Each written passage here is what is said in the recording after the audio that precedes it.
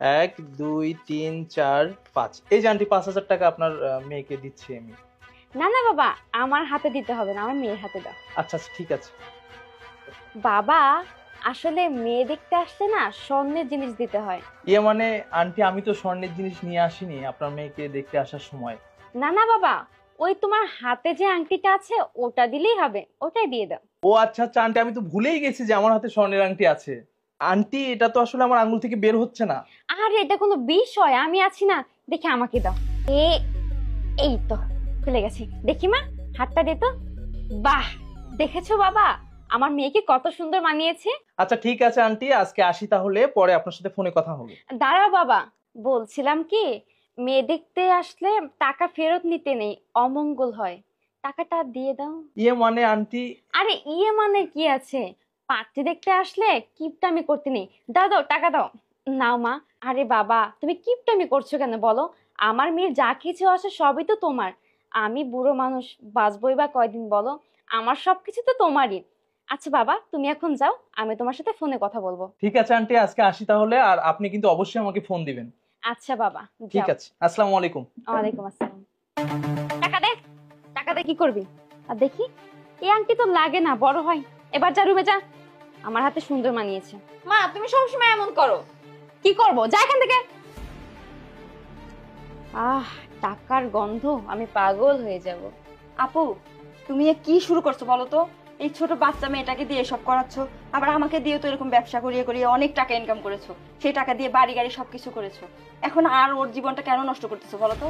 এত বড় বড় লেকচার দিস না তো, এইসব কাজ করিস বলে খেতে পারছিস, নালে ভিক্ষা করতে হতো। যা এখান থেকে। তোমাকে কিছু বলতে গেলে এরকম ব্যবহার করো। আমার কি বিয়ে করতে মন চায় না? যা। না বাবা, তুমি তো আমার মেয়েকে না দেখলে বিশ্বাসই করবে না। লাখে একটা মেয়ে, যেমন গুণবতী তেমন রূপবতী, সব দিকে পারফেক্ট। ওকে যে বিয়ে করবে তার তো ভাগ্য খুলে যাবে। আসলে আমি শুনেছি যে আপনার মেয়ে দেখতে নাকি অনেক সুন্দর, তো আপনার মেয়েকে একটু ডাকবেন না, আমি একটু দেখি। হ্যাঁ অবশ্যই আসবে। সুমাইয়া, মা সুমাইয়া, এদিকে আয় তো। এই যে দেখেন আমার মেয়ে, বললাম না, দেখি পুরো পাগল হয়ে যাবে, পুরো গ্রামের ছেলেরা আমার মেয়ের জন্য পাগল। যে বিয়ে করবে না, পুরো কি বলবো, ভাগ্য খুলে যাবে। মা, দেখা, মুখটা ভালো করে দেখা, দেখেন। আসলে আপনার মেয়ের সম্পর্কে যা কিছু শুনছিলাম তার থেকে তো দেখতে মাশাআল্লাহ অনেক সুন্দর আপনার মেয়ে। তাহলে বিয়ের ব্যাপারে কথাবার্তা বলা যাক। ইয়ে মানে বাবা, হ্যাঁ হ্যাঁ, আমি বিয়ের বিষয়ে কথা বলবো তো, তোমার মা বাবার সাথে সবার সাথে আমি কথা বলবো, কিন্তু তার আগে মেয়ে যেহেতু পছন্দ হয়েছে, কিছু দিতে হয়, নিয়ে আসছো? আন্টি, মেয়ে দেখতে আসলে কিছু দিতে হয় মানে ঠিক বুঝলাম না। ও, তুমি বুঝতে পারোনি? আসলে মেয়ে দেখতে আসলে না, মেয়েকে সম্মানই দিতে হয়, যদি আনো দিয়ে দাও।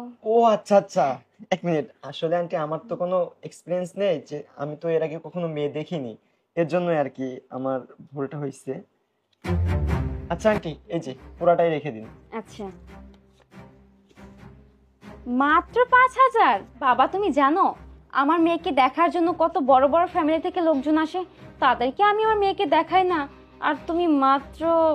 যাই হোক, তুমি এখন বাসায় যাও, পরে তোমার সাথে আমি যোগাযোগ করব। হ্যাঁ আচ্ছা ঠিক আছে আন্টি, তাহলে আপনি অবশ্যই ফোন দিয়েন। হ্যাঁ হ্যাঁ, দিব, যাও। আপনার মেয়ে তো দেখতে অনেক সুন্দর, মাশাআল্লাহ।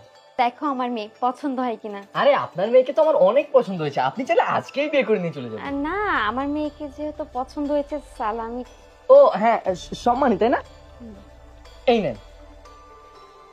হ্যাঁ, 500 টাকা? রাখেন না, পরবর্তীতে লাগলে আরো দিব আন্টি, সমস্যা নেই, টাকা পয়সা কম নেই আমার। তো আন্টি, কাজী ডেকে ফেলেন, বিয়েটা করে ফেলি আজকে। বিয়ে? না মানে বাবা, হয়েছে কি, আমার মেয়েটা কখনো মা হতে পারবে না। সমস্যা নেই, মা হওয়া লাগবে না, আপনার মেয়েকে আমার অনেক পছন্দ হয়েছে, মা হওয়া লাগবে না, আমি এমনিতেই বিয়ে করবো। কিন্তু বাবা, আমার মেয়েটার না অনেক বড় বড় সমস্যা আছে। আরে সমস্যা থাকলে খুলে বলেন, বিয়ের আগে তো সমস্যা সব খুলে বলাই ভালো, বলুন না, সমস্যা নেই। তাছাড়া আমার মেয়ে রান্না বান্না কোনো কিছুই পারে না। রান্না বান্না আমি খুব ভালো রান্না করতে পারি, কাপড়ও কাচতে পারি, আপনার মেয়েকে অনেক সুখে রাখবো, কাজী ডাক দেন না। কি একটা মুসিবতে পড়লাম রে বাবা, কোত্থেকে আসলে শেষরা। আচ্ছা ঠিক আছে, তাহলে আর কি করা, যেহেতু আমার মেয়েকে ছাড়বেই না, কাজে ডাকো, বিয়েটা হয়ে যাক।